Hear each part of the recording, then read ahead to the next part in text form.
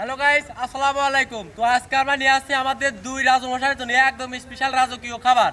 তো রবিউল ভাই, এটা একেবারে অরিজিনাল কালা মহিষের পান নেহারি রান্না হবে। প্রত্যেকদিন তো মিষ্টি দিই রাজামশাই ঘরের জন্য। আজকে আনছি জিলাপি। এই নেহারির সাথে আপনার সর্বোচ্চ কি এমন দিলি পরে খুব খুশি হবেন কোন? আসলে প্রতিনিয়ত তো ভাত খাই আমরা, তো আজকে হচ্ছে রুটি হলে ভালো হতো না। বন্ধু কি কও? তো আসলে কি রাজামশাই ওই দাও রবিউল ভাইয়ের কাছে আটা কিনে আনছি 5 কেজি। যাই হোক, ইনশাআল্লাহ তাহলে চলো আমরা যায়া দ্রুত রান্না বান্না শুরু করি। আমার বন্ধু দিন দিন হাতির মতো হয়ে যাচ্ছে। চাইলে বড় কড়াইতে আমরা সুন্দর করে ভাত দিয়ে রান্না করব। আমরা কিন্তু রান্না বান্নার জায়গায় চলে আইছি। হ্যাঁ, যাও নামাও, সবকিছু নামাও, এখন পরিষ্কার করে আমরা বসা দেবো। পরিষ্কার মানে দ্রুত আসতে পরিষ্কার করা লাগবে, এটা রান্না করতে একটু সময় লাগবে না।